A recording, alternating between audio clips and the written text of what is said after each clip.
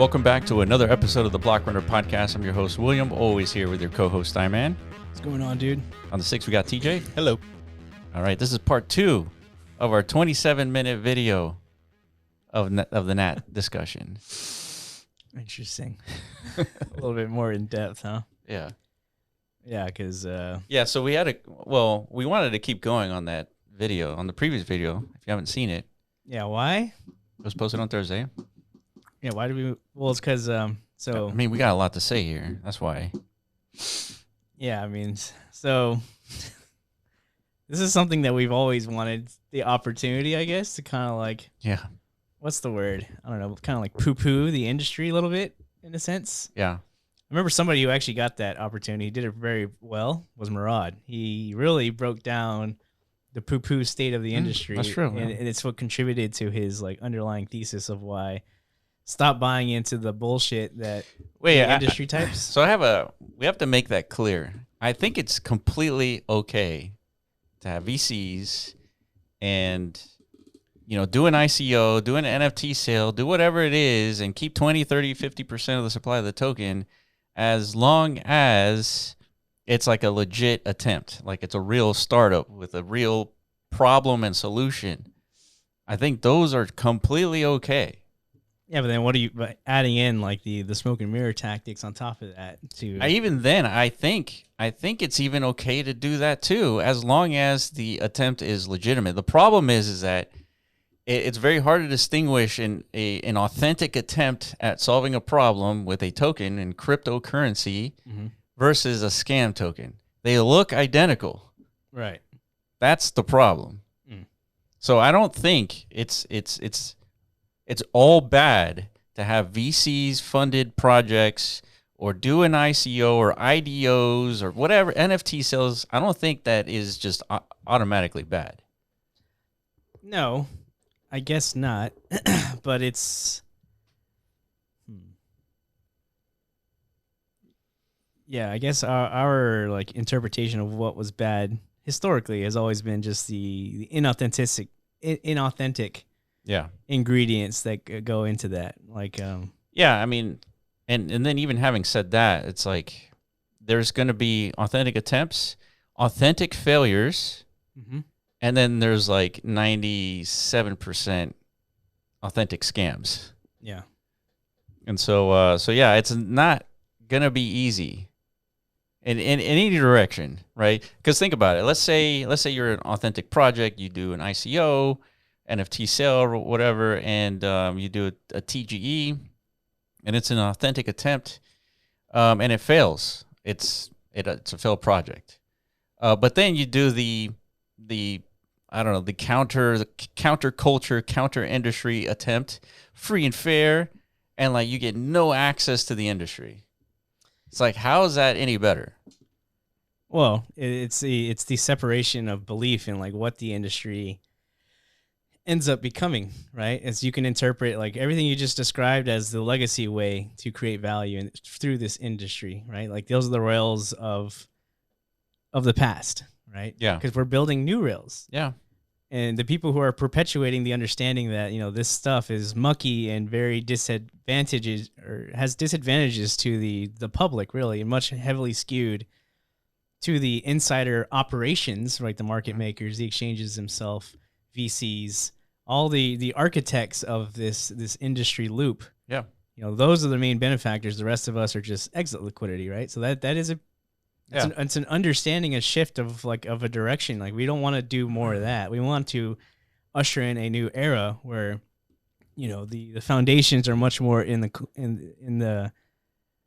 the core of the community, right? The people themselves, which I think, decentralized exchanges and DeFi, it's gotten to the point where, we can execute on that vision. Yeah. And you can argue that things are executing in real time, but still, you end up with Yeezy coin at the end of the day, right? Yeah. And that's something we predicted when we first started to understand meme coins. Yeah. Like when we finally took a deeper look at them, right? Meme coins, pumped up fun, all that stuff. It's like, this is cool because it addresses that askew in a new direction away Counter from that. industry. Yeah. Yeah, counter industry. That's right. But then we made that prediction is like, even with this, at some point, it's going to get overtaken by some new class of insiders.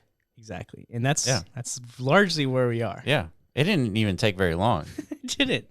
I mean, the insiders of the previous, administration, right? The previous like type of industry launches. Yeah. They just shifted to like, independent, decentralized launch pads. Mm-hmm. Like it's the same game. It's just in a different pool. Yeah. So then what is that? So what are we saying? Well, what does that ultimately say? Yeah, it's like, okay. I think it's going to be hard for the retail individual who's into the crypto stuff and wants to make plays and wants to do it in a way where you can sleep at night. Because if you're a meme coin trader, your average hold for any token is in the seconds. It's really bad. And it's really bad. And that's not fun. I mean, dude, how are you going to be on the terminal all day? Well, I guess it's a skill issue, right? That's what they say. Literally, if you're not on the terminal all day and playing hot potato, then you're doing it wrong, essentially. Yeah. Right? And the people who are executing on that strategy, they're the ones siphoning the most. Yeah, I want to give a good example here. I was looking at the Apple chart. Yes, the stock Apple. Wow. They launched in the 80s. But they sure did, dude. IPO in the 80s. I remember that movie. Yeah. Jobs? Yeah. And you know what I found out? That after buying the token in IPO on IPO day for 16 years, you made no money. 16 years of up and down sideways trading. So the IPO wasn't that like good? No. Really? I would have expected it to. And then, so let's say after 16 years, I mean, that's a pretty long career, right? Holding this token. Yeah. And then after the 16 years, it went up like 10 million%. What? Yes. Wait, what? Yes. You mean like to today's price? Yeah. What is that? Like 1,000? I mean, no, it's the next 10 years, then 10 million%. I didn't include the $4 trillion market cap. Yeah. Wait, what? You didn't include? No, I did not include it. So it's higher than that. Yeah. What the hell? Yeah. That's crazy. But my point in illustrating that example is that, yeah, it's kind of hard to believe in Apple in the 80s because they were cypherpunk. They were counterculture. Yeah, I remember that commercial too. the IBM one, right? Yeah. Where don't let 1984 be like 1984 Exactly. or something like that. Yeah. Yeah, I like that. I vibe with that. But dude, when stock go up, Yeah, exactly. Enough commercials, dude. But if you believed in the counterculture, you would have been up, 100 million%. If you managed to survive for 16 years. No, more like 30 years. 20, 35 years. That's a whole lifetime, dude. I know. Man.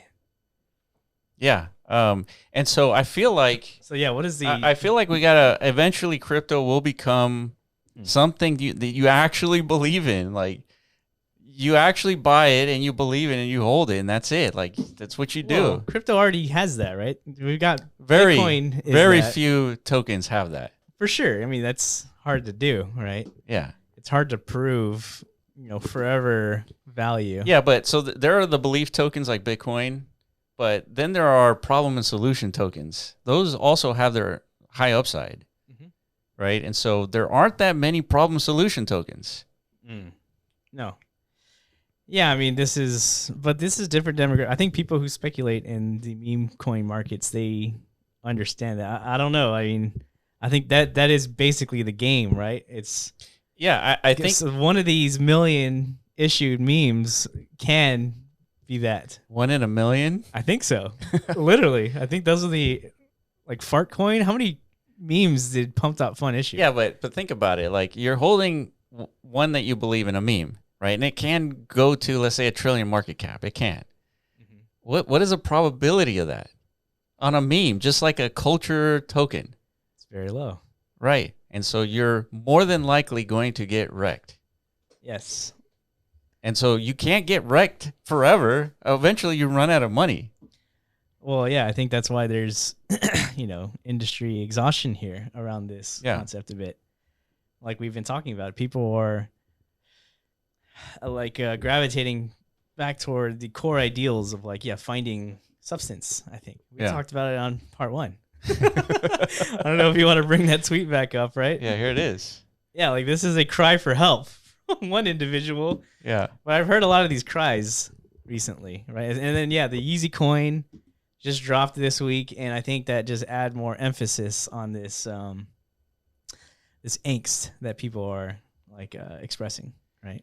It's we were talking about this offline, and I was telling you, it's doesn't matter how obviously scammy something is, as long as that there's some social push for it, there's an opportunity, and when people perceive an opportunity, they're gonna buy into it, full knowing that it's a scam. Well, yeah. The reason why you could label this as a scam is because the people who architected this launch, they have only been selling since it. Oh, absolutely. How is that not a scam? Yeah, it's like a immediate exit. Insider trading. Yeah, but then you got the concept of, this is Kanye West's coin, right? Yeah. Still. Just like you got Donald Trump's coin now in the market, right? Yeah. You've got the coin for Argentina, I guess, and Libra. So if these things exist now, and the purpose of tokenizing and coining things, coin it, right? Like the Jesse from Base likes to say, just coin everything. Yeah, things are starting to blur now. Yeah. The purpose of it is to discover in real time the value of value perception of things. That's what these markets enable. All the way from celebrities down to content posts on an Instagram feed. Yeah. Right? Yeah, but in a sense it's fulfilling its purpose. Yeah, right? but there's a right way and wrong way to do it. This is the wrong way. This is designed to scam people. Specifically designed for that.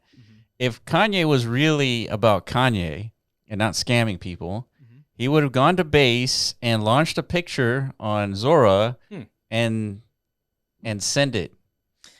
From zero is what you're saying. From zero, yeah. And then he makes the revenue on the volume. Why not do it that way? I think it might be a fact. Yeah, I mean, it's the same thing. What you're saying, it's it's the Kanye token, but it's from zero instead of an insider.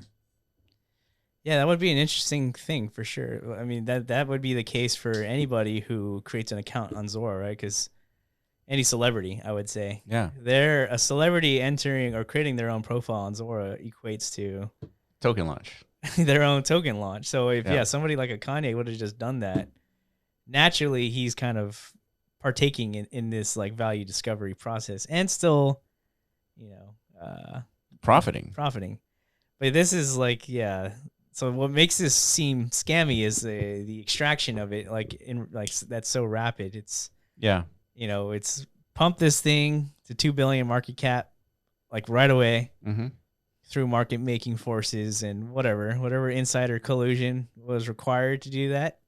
There's terminology for this. It's F&F bundling. I mean, the trenches come up with a lot of interesting terminologies, but it's a very well understood, operation. But yeah, because it took them 12 hours to generate 60 million as opposed to 12 months. Sure. That's why it seems much more of a scam, right? Well, you would argue? I would say it is a scam just because of the insider trading. Yes. And then you're going to see KOLs pump tokens as well because they're also insiders. But you don't think there's going to be insiders to a coin launched from zero on a platform like Zora? When they just... Yeah, but it starts from zero and you have to buy the token. $100 and you got yourself 5% of the supply. Still. They're just going to tell all their friends and families and even foes. Yeah, but it's posted. It's public. What?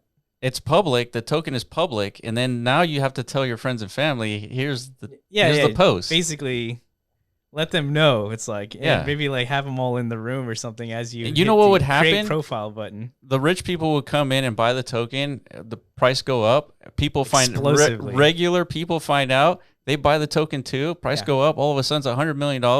Then it goes to $1 billion, and then $5 billion, and it just keeps going because it's Kanye, and it started from zero. Right. I mean, that's a better and more interesting story.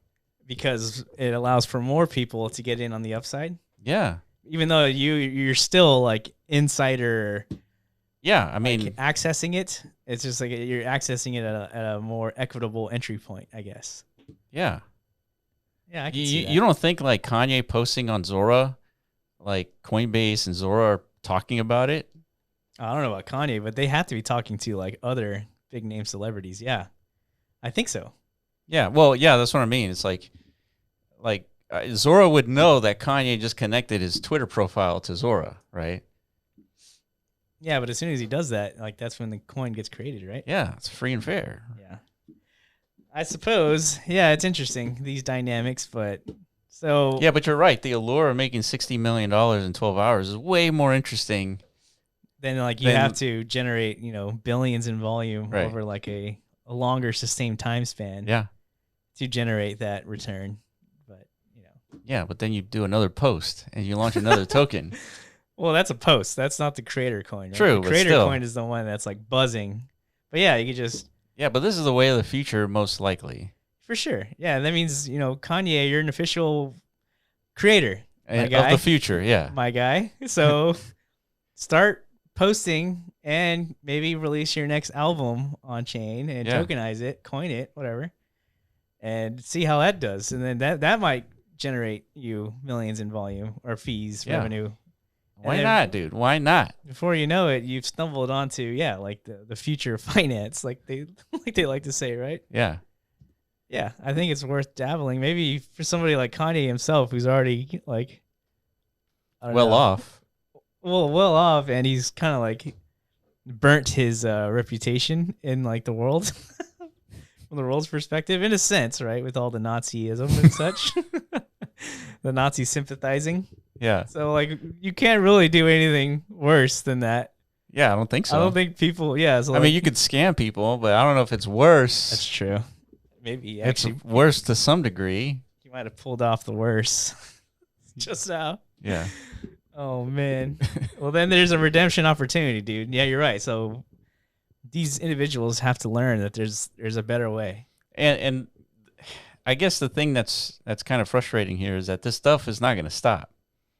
No. And there will be more scams like this, and people will still buy into the scams, and then inevitably people are going to get wrecked, and it's not going to stop. Yeah, but see, this is what we're talking about. Before, this was the industry cabal of exchanges, market makers, VCs, and stuff. They set up these pies, and retail would buy into it again through the illusion of smoke and mirror tactics that this is perceivably something that is going to do very well, even though it's a well put together show so that they can get their 10x immediately, right?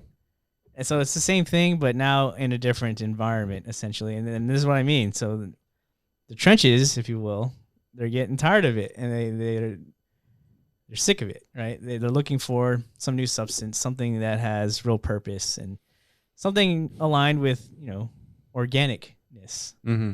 Yeah.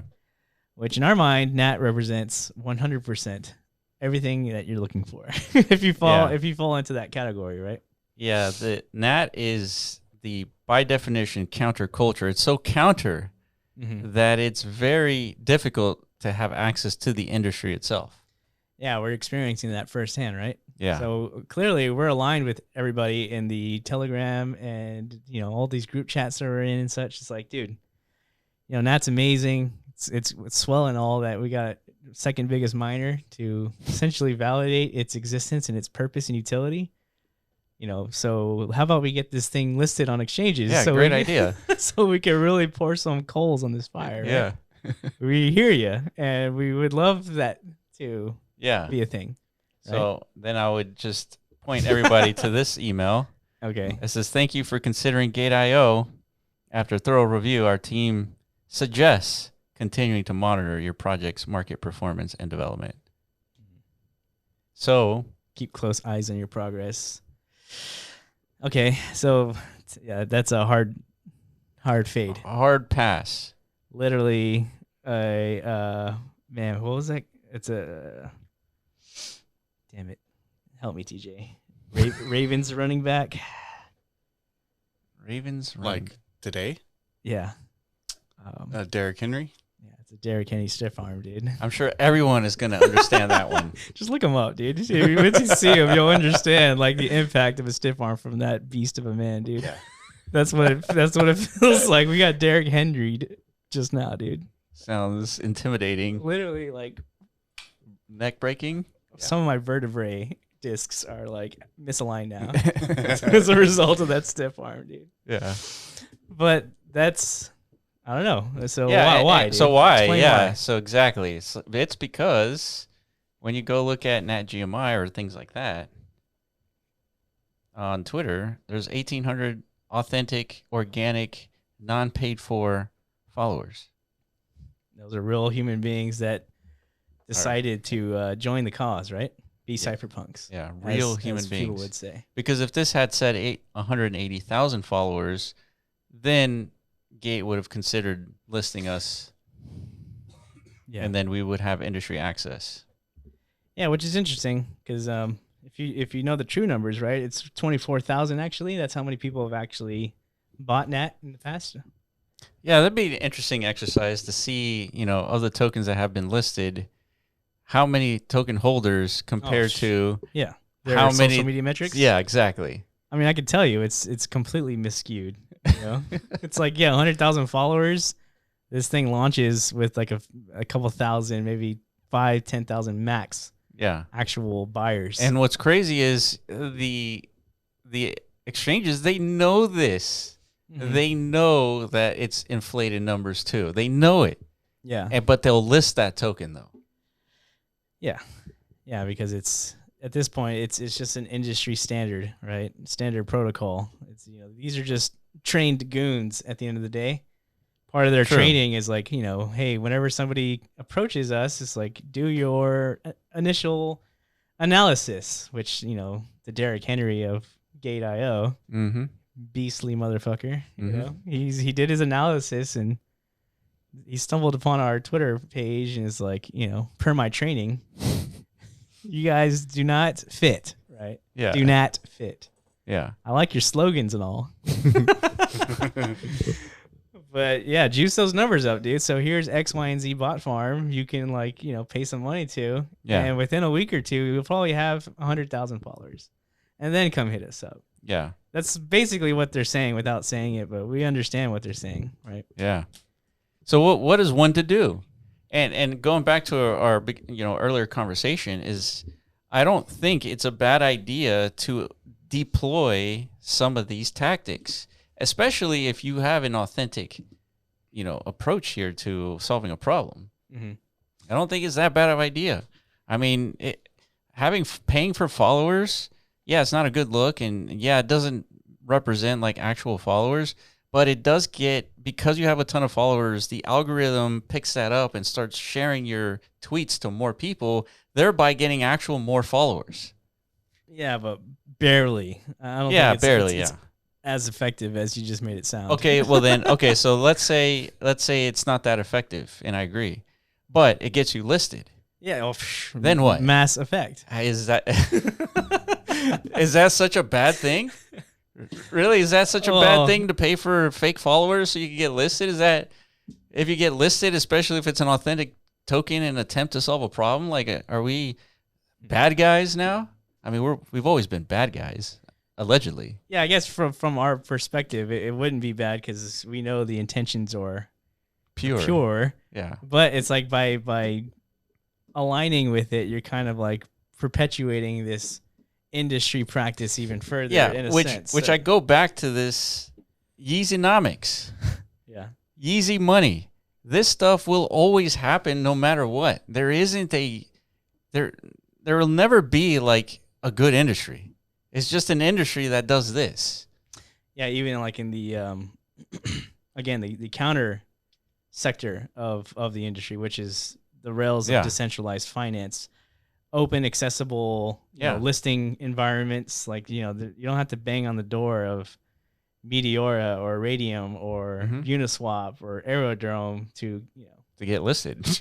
Yeah. You just have the money, put liquidity in there, and that's it. Yeah, drop your pool and post the contract address, and you're off to the races. That's it.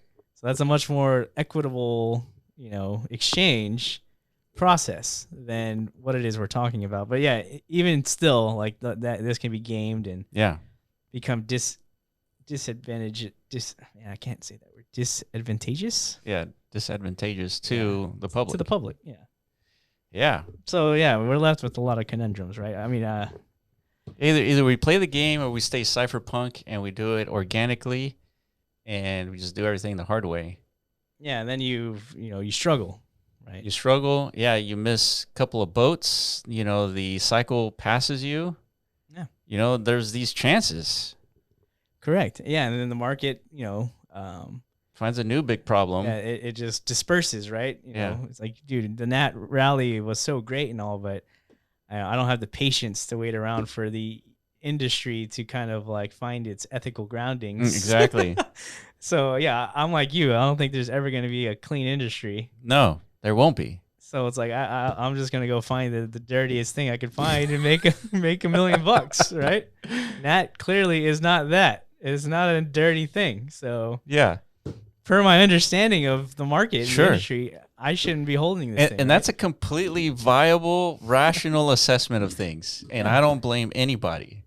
Basically, yeah. But I'm fueled by inspiration. That's where I get. That's how I wake up in the morning. It's because I'm inspired. And I'm not inspired by buying shit tokens and like hoping for $1 million. That doesn't inspire me. So there's different demographics, it seems. Yeah, I agree. So yeah, the dispersant will come from the demographic who just doesn't jive with that reality. But there are others who are much more in tune with the understanding of, you know, there's some counterculture aspects here. And I would much more, it resonates more deeply with that.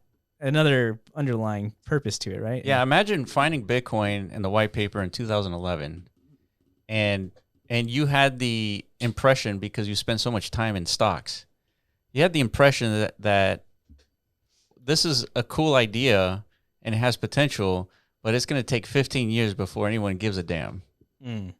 So you don't buy Bitcoin in 2011. Right. And it took 15 years for anyone to give a damn, really.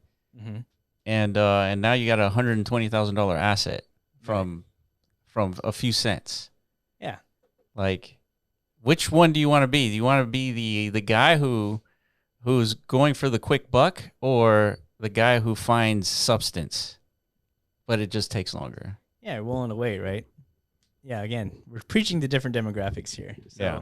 But what we're also saying is the demographic more likely to disperse away from this situation, they're starting to become more naturally gravitated to these ideals too, because, you know, it's frustrating being part of that muck as well, right? It's just always constantly getting rugged. Yeah. Constantly having to try and just like find the next one. Yeah, sift through the narrative muck of you know, meme coinery, right? It's just every day there's a new meta to play into. Every day there's a new like it's like nostalgia. It's like, Power Rangers has launched. It's like, I'm gonna ape that. We have to buy Power Rangers. Yeah, so it's playing around in a very like lacking of substance field. So it's the reason why retail doesn't want to partake. I don't know if retail will ever get comfortable. Like that's our representation of this industry. Like it's just not something most people can partake in. Yeah. Of course, some people can, right? They're called gamblers. There's a lot of people on Earth. It's a big industry. Are perfectly comfortable gambling. Yeah. So it's a viable expectation. Those same type of people will feel perfectly comfortable with this opportunity. Yeah, I just feel like if you're a gambler and you like to gamble in the traditional games, you know, those are, you know, to some degree audited. There's a chance there Yeah. And if you're gambling with meme coins, you're against the insiders every single time. And so you're going to fail more often than going to Las Vegas. And you fail often in Las Vegas. I've never been there and walked away with positive. Never, dude. Actually, not in no real world casino, because I've been to some in Louisiana. Yeah. Dude, I've never, not once. And maybe I've been like 10 times in total. Yeah. I've never left a winner. So, the right way to think about gambling is that you set amount of money, $500, whatever it is. You say, I'm going to have fun with this. You spend it, and then you walk away. That's it. yeah, I'm looking up some statistics here. The American Gaming Association found that 55% of American adults participate in some form of gambling in the past year. So that's a lot. Half of people That's shocking. are willing to gamble, at least, right? And it could be like on football games. Yeah, whatever. Whatever it is. Yeah, Super Bowl, right? Everybody does those squares. Yep. Yeah. What are they called? Super Bowl squares. Okay, there you go. That's probably the bulk of that statistic, right? It's like everybody likes to throw in the pot, therefore they're part of the gambling. Yeah, why not? It's fun. But that's not who we're talking. Like, those aren't people who are like seeking gambling as like an opportunity, right? So that, I think, is they have a weekly gambling category. So roughly 8% of adults, approximately 20 million people, this is in the United States, report. Wow, weekly gambling. They're in the weekly gambling category. 8%? Yeah. I would still qualify that as kind of high. Yeah, 20 million people seems high. Well, that's what it is, guys. Yeah. So essentially, that's your potential get as like a crypto meme coin industry. I would imagine. Yeah, and if you're gambling on football or sports, there's a way to, on average, win more than you lose if you know. That's true. There's actual professionals out there. Yeah. Somehow, some way. Well, and you're still going to lose, right? That's per gambling. Yeah. But if you know the players and everything and the history and all that stuff, you can pick winners. That's true. I mean, there's people out, so in crypto's case, it's typically... You're not going to pick winners. You have to be some insider of some kind. Yeah. I mean, you can. I've seen him. A couple of people from that we've known to be like, in the trenches of the DMT space. They're now like in the Solana trenches. Yeah. And they're doing well for themselves. But they've also, I know those. Yeah, they've also gotten wrecked for themselves too. Just like a sports bettor, right? Like you're saying. But yeah, overall, the overall P&L seems to be in the green because they're still around. Yeah, they're still around. Negative. They're still around, and they're like on vacation all the time. Right? Yeah, but that could be because of other attempts. What do you mean? Previous attempts. They're not on vacation now because they won at memes. They're on vacation now because other numbers went up. Like what? Like just Bitcoin. Just maybe. Stuff like that. For sure. Yeah, that could be the case. I mean, I wouldn't just look at Twitter and see a bunch of green P&Ls and just all of a sudden think that people are actually winning at this game. Those P&Ls could be snapshots edited, could be insiders, could be all kinds of things. Well, in most cases, of course, yeah, it's insiders. Like after the Yeezy coin thing happened, there's many notable influencers kind of like celebrating the fact that which is weird because it. Really? Yeah. Here, let me see if I can find one. Really? Notable KOLs talking about how they won on the Yeezy token that lasted 11 hours? Yeah, they didn't just win, dude. They won like massively. Yeah, it's a skill issue, right? Yeah. Holy crap, this guy posts a lot, dude. Let me see if I can find it. Yeah, he's trying to hide the tweets. Hide the evidence. Wow. Dude, this guy posts. Okay, here it is. Let me just send it to you. Okay. So that you can pull it up and react in real time. You know this guy. Jakey? I don't know if I know this guy. Okay. I know this guy. I've seen him around. What a time to be alive. Super based. Hell yeah, dude. Super based. So this is a super based P&L. So he made 1,000 SOL, he invested 6 SOL. And made 1,081 SOL in return. Wozers. Quite the cook, dude. Pretty insane. You scroll down, there's somebody else in his group chat, right? Bruce. Dude, I fucking cooked too, bro. He invested a lot more heavily though. 274 grand. To have a conviction, well, you know, he made like a 10x there. Yeah, look at them. Laughing all the way to the bank. Like, ha ha ha, these idiots, dude. They can't be us. They wish. Right? Look at the rest of his posts, dude. Like, go to his, just look at his feeds, just so you kind of understand, like, this is what the insider trencher, like, lifestyle looks like. Just scroll down. You don't have to, like, look at anything. Just scroll through it. It's just, here he is, just, like, celebrating, I'm sure. It's official. Based House Season 2. Oh, I guess that contributes to it, right? He's, like, I think he's a pumped-out fun streamer. So no wonder he's so persistent in his like social presence, right? He's trying to be an influencer type. Look at these guys, dude. These guys are just casually ripping millions of dollars. Yeah. Yeah. I don't know. So that's what it is, dude. So people are going to see this. Look at that. They're dancing, smoking cigars, living it up, dude. Skill issues across the board for all of you. You guys don't live like us. Clearly, you don't know shit, right? Yeah. Point a gun in your face. Right? All right, that's enough doom scrolling. Yeah, man. I mean, yeah. So what do you do about that? Yes. This is is what you're up against. This is actually what you're up against. They're no longer guys in VC suits and stuff, right? They're not. They're people in like trench houses, you know. And they've banded together as influencers, right? And they're getting all the insider deets, and they're getting the 100x's and dumping on your face. Yeah, and the followers are just eating it up.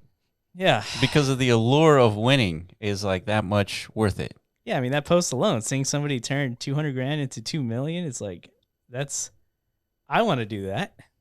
I'm in, right? That's yeah. So anyone who has 200 grand to put on a meme coin, they have 200 grand to lose, in my opinion. And yeah, if you have 200 grand to lose, that means you got several million somewhere else. Not in all cases. I remember like maybe not in all cases. Okay, yeah, but yeah, because like whenever Trump coin dropped, there are many instances of reports of people full porting, if you will, like their entire net worth into that coin, and then getting like a 10x out of that. Yeah, right? I mean, I would imagine those people who did the full port probably knew beforehand that this was like actually Trump's coin, right? Because there was a group of people who knew ahead of time, like this is going to be legit. Because there was a good several hours of this token trading, and nobody really knew about it. Correct. And everyone was at the party, and they were talking about it, but they didn't know if it was real or not. Yeah, so there's plenty of time and opportunity to do that. Yeah, I doubt you would full port, right? There isn't that concrete proof that this thing is legitimate. Like, but even then, it's like, okay, a few people got rich off of these scams. That doesn't make it an opportunity for the regular people. You don't see this and like, oh, I made $2 million off of 200 grand in like 10 minutes. Mm-hmm. You don't see this and perceive an opportunity, or or you're not supposed to if you know what you're doing, because these are people who knew what was happening way before you did. Yeah. Yeah. So again, you're either comfortable with that understanding or not, right? So there's 8% of people in this country, 20 million, who are comfortable every time they load up DraftKings. Yeah. Every time they load up Stake. Every time they walk into the Mirage or the Bellagio. Yeah. All these different casinos, they're comfortable in understanding that they're over a long enough time frame, they're gonna get wrecked. Yeah. And they still do it anyways. Mm-hmm. So yeah, I mean, gambling, it can be fun. It's got to be done. If you're gonna sustain that activity, it's got to be done responsibly. Mm-hmm. And you take the fun. Don't forget the fun of it, and not focus on all the losses, because there's gonna be a lot of losses. Right. Enjoy it. Right. That's my point. Like, there's a fun aspect of it. How do you enjoy it though? Like, how do you enjoy losing? That is not an enjoyable experience. I think when the Powerball gets to $1 billion, I always say that it's irresponsible not to at least buy one ticket. I see. And when you buy that one ticket, you spend the $2. I think now it's like $4. Damn. I know, it's getting ridiculous. Tax? Well, you spend the $4 or whatever, and while you're waiting for those 3 days before the next ball rolls, you start thinking about, man, what if I win? Because technically I could win. Like technically I could. That is literally the best part of it. Exactly. Sure. Every time I go to HEB, I get me a little scratch off or two. And it's literally that walk to the cart, like while I'm pushing my little shopping cart. That is the happiest, like 2 to 3 minutes of my week usually, because it's like I'm just sitting there dreaming about what if I win. What am I gonna do with this 500 grand? Yeah, you got the money spent before you ever won. Yeah. Exactly. Yeah. Just thinking about it is like, It's like I'm gonna give Will a few $1 million. Hell no, because he's such a great friend. Dude. And then we're gonna upgrade the podcast. There you go. They're definitely gonna do that. But I don't purchase scratch offs to that magnitude. 500K win max. Oh, I see. Oh, that's nothing, dude. I'm a brokey, dude. I'm not buying $100 scratch offs, dude. The hell? It's like loose change. Loose change scratch offs, dude. Stuff you found in the parking lot on the way in. Yeah. I mean, if I was playing the Powerball, yeah, I never do that actually. I mean, you're being irresponsible then. It's true. Yeah, so all those times it was $1 billion, you didn't buy any of them. Never. That means you had a chance to win and a 100% chance of loss because you didn't buy. Correct. That's crazy to me. Really? Yeah, well, you haven't won either, dude. And you're over there wasting your money on education, dude. Wait, what the hell? But yeah, I'm gonna try next time. I want to see what that feels like. It's fun. That walk from the gas station to the car? It's multiple days of like because it happens twice a week. So you actually like turn on the news to watch? No. I've never even watched the numbers. No, neither have I. So how do you? They just you just check it online. Okay. Yeah. You just know that you lost beforehand and get over it. Yeah, you go online. It's like Powerball winners. It's like someone in Kentucky won. It's like, well, I'm not in Kentucky, so I don't really need to check. Yep. Well, that's not as fun. I want to watch the damn balls, dude. Nah, dude, stop. What do you mean? Imagine if you actually hit and it's like you're seeing them like. Nah, you don't need to do all that. You don't need to do that. No, but like I was saying, you buy the ticket and for 2 or 3 days you're thinking about, man, I could win, and that's really what you're buying. Is that feeling? I never thought of that, dude. Really? Never thought of that. I don't know why. Just because I'm always, never gonna win, right? So why try? Yeah. But I didn't think about the idea of the extension of that hopium, right? Yeah. The imaginary. No, not only that, it gets results. worse. You buy the $2, then the day comes, nobody wins. Oh God! Now the pot is like 1.4 billion. Now you're like blue balled, like hard. Then you're like, I gotta play again. Yeah, you gotta play again. You got 3 more days of this. Like thinking, it's like now I can buy multiple houses, one on each coast. Yeah. Hell yeah, dude! Oh my God, I'm in on this like psychology ruse. And you know what? That's why they decided to up the price, because now people know that when it's $1 billion, the amount of purchases exponentially increases. Of course, yeah. And more money makes the pot go higher, which brings in more money. And then somebody always wins. Correct. Wow. What a magical life, dude. Thank you for this, guys. Now I'm all in. You just opened a new addiction for me. Thanks. Well, as long as you can do that, as long as you're responsible. I mean, I don't need to wait around for $1 billion, dude. Like, shit. I think you can still get that feeling with like a $1 million, $10 million jackpot. I think when somebody wins, I think the jackpot's still like 50 million. I'm still happy. Walk into my car, dude, thinking about $50 million in purchase. Nah, it's not worth going in the gas station for. Absolutely really? Not. As a matter of fact, TJ, you don't even have to go to the gas station anymore. You can do this online. Oh, really? I didn't know that. Yes. Dude, I've been wasting my time. You have. Yeah, you're risking real life. Yeah, danger, dude. You're gonna get clipped out there, dude. Yeah, there's real danger in a gas station. There really is, dude. This is for people. I know somebody who was killed at a gas station, just like You know somebody. Look at that. like they had no knew reason. somebody. Yeah. Well, I didn't actually know that person. Oh, okay. I know of somebody who knew somebody. Oh, so I know of a tale. You saw it on the news. It happens, dude, but it's verified. I know firsthand. Like, yeah, it's not fake news. Like, people are getting clipped at gas stations for no reason, dude. At least where we're from. So, yeah. It's like, just get out the hood, To guys. Right. The whole damn city is a hood, dude. That's just it's what it is, As dude. soon as you win the Powerball, dude, you're out of here. Yeah, it's part of the thinking, right? Yep. Yeah. I'm going to like the mountain Alps in like Switzerland or something. I doubt anybody gets clipped up there, dude. Yeah, very unlikely. The Swiss Alps, dude. That's where I'm at. That's where I'm headed after my jackpot winnings, dude. Hell yeah. Yeah, I mean, yeah, it's tough out here. I mean, people they wanna make it. You know, they go to their jobs, and you know that's not exactly setting things on fire, really. And so people want a way out, and crypto's that opportunity. And you see these people, making millions of dollars on buying these shit coins. And so it's like, okay, I got a chance here, when really it's worse odds than the Powerball. Yeah. And again, that's the warping the perception of reality that I'm talking about. Like, Yeah.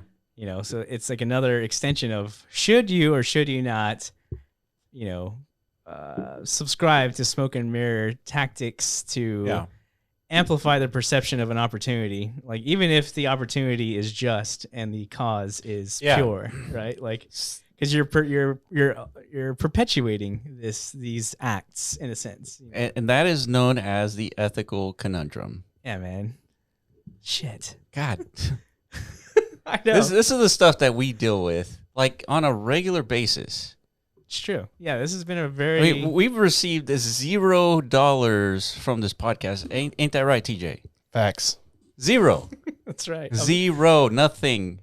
Nada. Yeah, all we have to do is pan the camera to my car. And that's proof enough, dude. Clearly, these motherfuckers are not monetizing. Shit like that, right? Yeah, Chevy, if you know any... If you want to hit up the podcast for a sponsorship, we're here. Chevy, come on, man. Chevy. Yeah, what do you want to drive, dude? Ford? I don't care. Shit, Kia, hit us up. He's like, Chevy, what? Yeah, I'm all fucking picky now. As if like any upgrade wouldn't be awesome. Oh my goodness. Damn it. Yeah, man. Ethical conundrums, dude. There's plenty of YouTubers and podcasters, whatever, just rolling in it, dude. Come on, Lamborghini. Yeah. Just throw us a bone here. Damn it. Yeah, we're worth it. Promise, dude. Yeah, man. That's what it's like to be ethical, guys. Yeah. It's not fun. Not fun at all. Yeah, but yeah, I guess so. What do we? What's the takeaway at the end of the day? Yeah, I want to get everybody's take. It's like, you guys feel this too? Yeah. Do you feel an injustice out there? Yeah, because we don't want to be the reason why this token doesn't send. Yeah, like NAT doesn't fulfill its true mission, right? What if the reason why is because these fucking guys it's too ethical to they have play skewed, the game. Yeah, They don't know how to play the game. Basically, wish NAT was created by some crook. Richard Hart. There you go, Richard Hart. You would have sent this to 10 billion by now. Who else? I don't know. I don't want to name drop anymore. Yeah, I know. I have some on my mind, but yeah, they're out there for sure. Right? Yeah, but and again, it's like because we believe in the value of NAT and DMT and all this stuff, and we're doing our best to perpetuate the understanding of why this thing is valuable and interesting. And yeah, we're working our asses off, and we haven't fully disclosed exactly what we're working our asses off on. But once you guys see it, you'll understand, like, damn, they definitely put a lot of work into this thing. Yeah. And the reasoning, the motivation behind that is we think in our heart of hearts and our minds of minds that this is the solution to, bypass these existing Yeah. barriers, right? We think we can achieve the perceivably unachievable through this impending, I guess, act or whatever. This release. And again, I think it's okay to pay for access to these exchanges. I mean, it's business. And there's integration to consider too, technical integrations too. So, you know, this isn't exactly a simple thing to just like turn on an exchange. So I think it's okay to pay. It's just when there's no money to pay, that's the real issue. Okay, so that's one vector, right? So we need to make some money. Yeah. Clearly. Not to upgrade my car. No. Not to buy more lottery tickets. to get on exchanges. Right? To get on exchanges. So if because we've put the messaging out there, you know, there's a listing page on NatGMI. Yeah. Where we've put it out there in tweets and videos like, hey, you know, this is a pretty big community. Yeah. It doesn't all have to be on our shoulders to raise the funding to get NAT where it needs to go, but the results of that are here it is, dude. Crickets. Basically non-existent, right? So yeah. So the unfortunate reality for ourselves is it's all on us. Right? Yeah.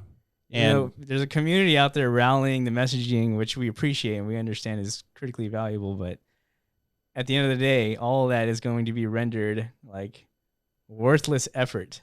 Yeah. If this issue isn't overcome, right? Yeah, and that's only one of the issues. Yeah, I was going to say. Yeah, that's just one. So having cash is one thing. But even having a Twitter account with cash, even having a Twitter account that is... A Twitter account with cash? No. Having cash is one thing, but having a Twitter account with cash is not good enough when your follower count is 1,800. Well, that's where the community can really lend some help, right? If you're all brokies like myself, then this is something that everybody can directly contribute towards. Just keep funneling people to this channel overall. And we have a member of the community managing this channel very effectively, continually posting. So, dude, so freaking great. Major props to that, you know, legendary force. Look at these awesome posts, dude. You're not even reposting things. You see, you're not helping. No, I'm definitely helping. Well, this is simply so. If you're part of the community and the understanding of this stuff, this is what you got to do. Just retweet. Maybe even add little quote tweets to yourself to some of these posts to further. If you're gonna retweet, comment, and say something, you know, with relative intelligence.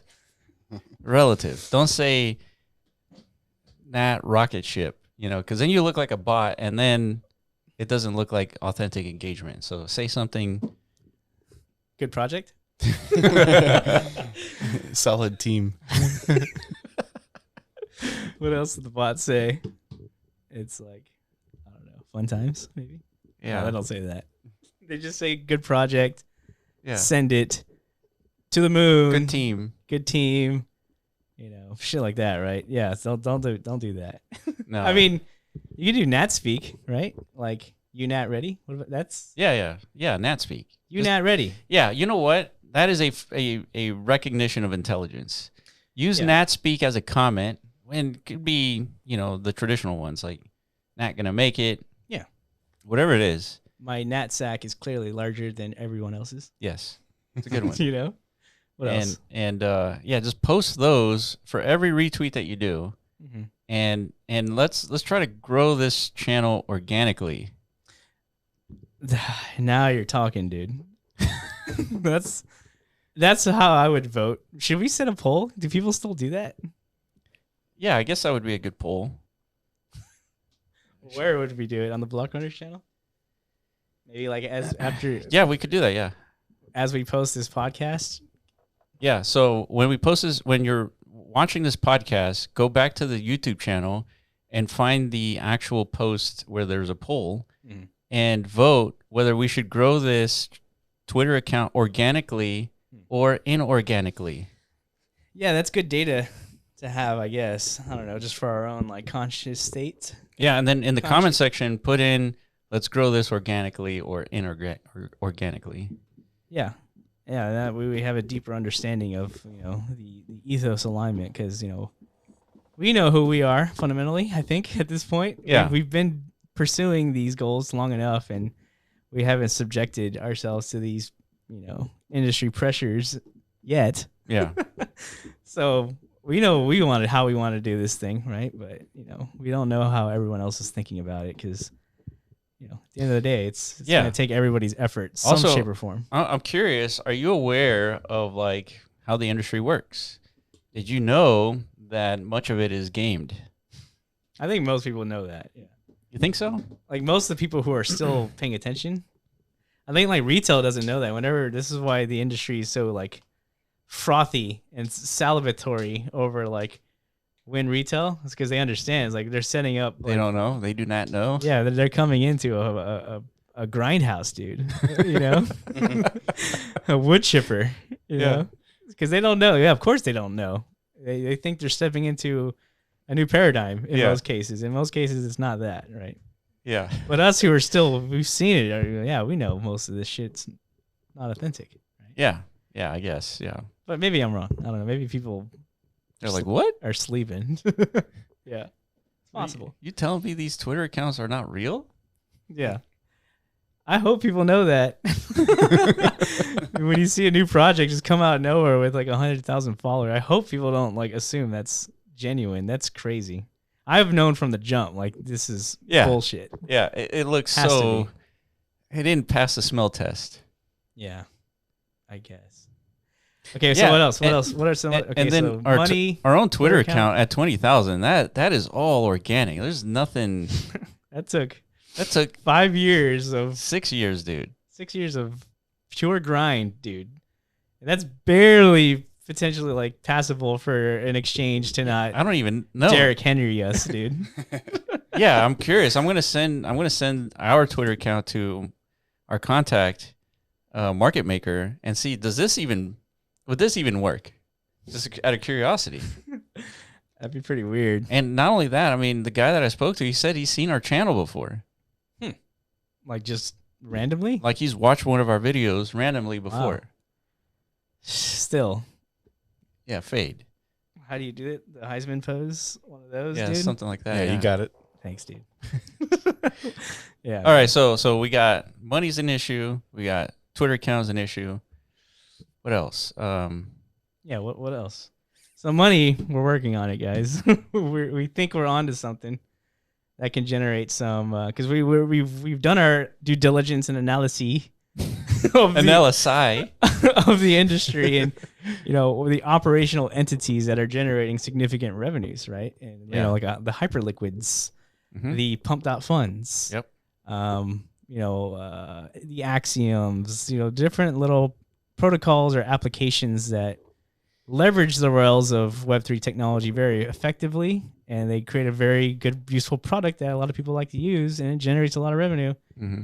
And in a lot of cases, now we're starting to see a new trend emerge where, the best extension of that is to utilize that to fuel the growth of some native token. Yeah. Right. That's why you go look at Hyperliquid's chart. It's like on a never-ending journey to uptown. It just doesn't stop going up. It's crazy. Yeah, that is very weird. Yeah. So it's like, that seems to be a winning formula. Yeah. Yeah. So we've taken all those things into consideration, and we think we may have a solution to the money problem, but that's not a slam dunk in any stretch. It's not a guarantee. Yeah. That's going to require once we do roll out this thing, again, it's going to take a collective effort for all of us to, just like we're getting people to understand NAT, we need everyone's on board to get people to understand this new product and the value it brings to the market, right? Yeah. For the overall purpose of NAT success, right? Yeah, for really the Bitcoin success. Even better. I mean, the world is sort of going to depend on it eventually. Yeah, we have such a complex hierarchy of narratives and purposes, and there's a lot of interlinking, or there will be a lot of interlinking for newcomers to understand this stuff in its full scope, which to me is cool. Yeah, I think so. Yeah. I think if anyone's looking for substance, I mean, the rabbit hole is deep on this one. Yeah, and this doesn't even go as deep as it can go. And again, like we still think the end game or like all roads lead to the metaverse at the end of the day. Yeah. That's been our core thesis. If you follow this channel long enough. Yeah, AI experts agree on that thesis, by the way. Yeah, I think that is one of the main missing ingredients for sure to making it a reality. Pre-AI, we had different conceptual understandings of how like the metaverse economy will grow. Mm-hmm. In a post-AI era, it's like it completely changes that thesis. Yeah, it changes it, but also makes the metaverse inevitable. Yeah, I totally agree. It was inevitable, but it's even more inevitable with AI. Yeah, yeah. There's that. I talked to you about kids these days are there's this new wave called like brain rot stuff. I don't know. Yeah. And for my understanding of what it is, it's essentially like AI generated like music type of content, and they're consuming this stuff, and it's getting better and better, and it's as if they're falling in love with the next Britney Spears or the next Eminem. It has hundreds of millions of views. These videos have hundreds of millions of views, and these kids are like singing the lyrics, even though they're not like real human. They're sounds. It's just like AI jargon, right? Yeah. But they're singing this as if it's like a real language, and it's because it's very melodic and it's a good vibe, right? It's a good jam. Yeah, and then I played a song that I like because of the beat, but it's Chinese, and like I don't speak Chinese. I don't know what they're saying, but it sounds cool. I agree. Yeah. And it's kind of the same thing with AI. Yeah. So I was thinking is like, man, so clearly the future generation, the kids who are growing up today, they're going to grow up in a world with AI artistry, and they're not going to bat an eye at like somehow this is like a weird thing, right? It's like, it's totally natural to be consumed by an AI artist. But the thing that it's missing is, you can't go to your local, stadium to watch them perform, right? Not yet. They don't exist. Not yet. I think they will, though. Well, you could do the hologram special, the Japanese have pioneered, the Koreans or whatever. Yeah. Or you could visit these artists in the metaverse, right? Yeah. Good point. So there's little iterations like that I think are going to become like super obvious down the line. Yeah. Why the metaverse is important. And again, in context of Web3's industry growth, we still think it all interplays with that at the end of the day. So yeah. Yeah. So again, the rabbit hole is deep. I know that you guys like NAT just like we do, and we're working on it just like you are.